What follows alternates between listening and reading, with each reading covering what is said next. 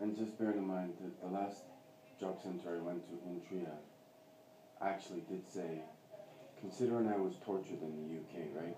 And I don't like saying all this stuff. That Miss Weber in Trier said the only just verbatim what she said, the only fucking money you're gonna get from Germany I know, you told me is a that. flight back to the Yeah, UK, you not said Canada, the UK. So you're now asking me to go over this all again, and I got escorted out by security like an animal. I'm not trying to do that, okay? But you understand why I'm nervous. I've now been in Germany 2 Yeah, years. you make me nervous too, okay? So, Why am I making you nervous? because you're standing up, sitting down, going around, you're acting nervous. You're making me nervous too, okay? So, we're both nervous now. We have this really hard situation, and I can understand that you don't trust anybody anymore. I see that, okay? And I understand that. I'm trying to help. Okay, so I know you're writing it down. My only last thing is, let's say I give you the political stuff, and I don't understand why German government building can't access that, considering. Because I don't know who to apply to. Okay.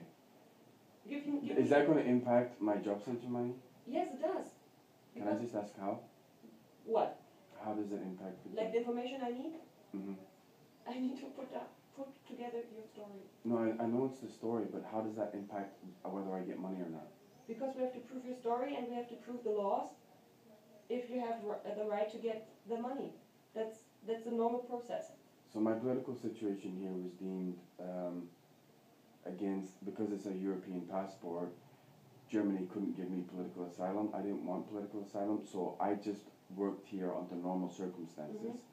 What I'm saying to you that happened at Sky and SAP, the people who hired me knew who I was because of the political scenario in the UK, and therefore gave me a hard time and created the situation.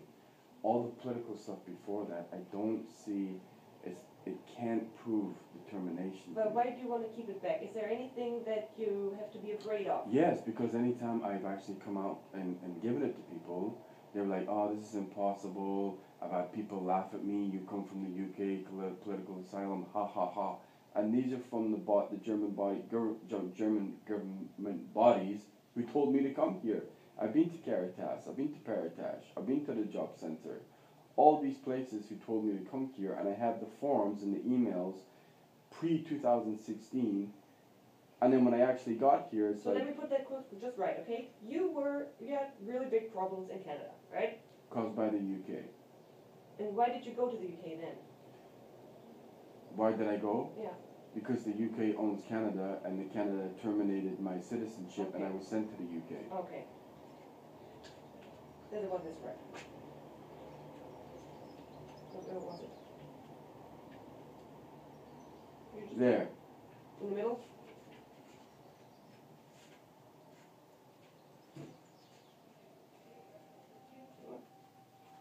You just showed me where it's at.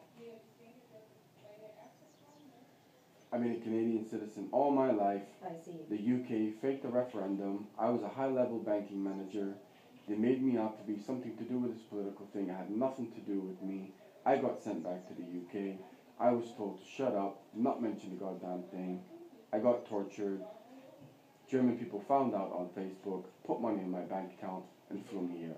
German government said, we will apply for political asylum. It's going to be difficult because of Geneva Conventions.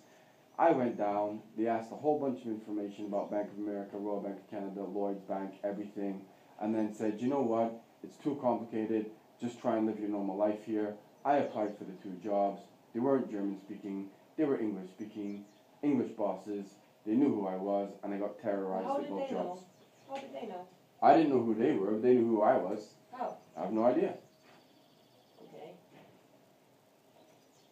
My stuff was all over social media for a long time. Okay. So how did it disappear? I don't work for the government. I didn't delete it. Okay, me neither. So did you ever apply for another job then?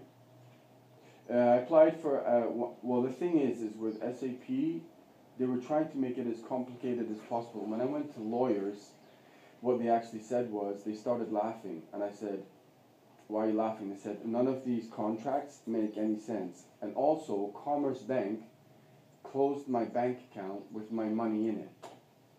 That's illegal. I went to BaFin. They said yes, that's illegal. I had a lawyer write legal letters to Commerce Bank. I had a credit card and money in there, and I never got my money back.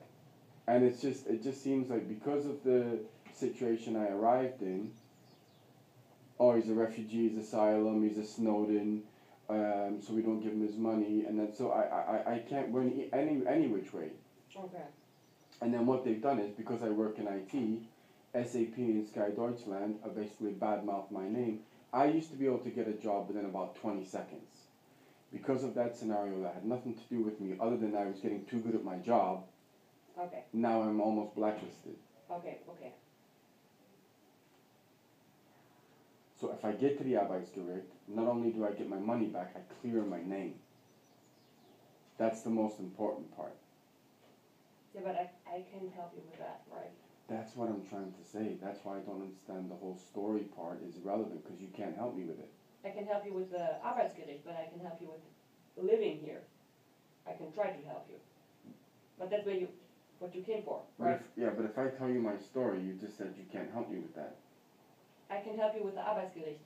I can help you with the job thing and clearing your name thing. Okay. See? Okay, I'm just putting down the things.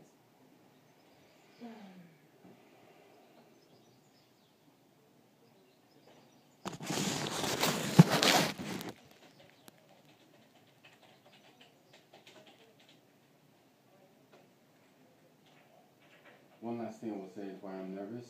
I've had a lot of death threats over this. Okay. Text messages, emails. If you open your mouth about Sky, SAP, your whole scenario, so you can understand.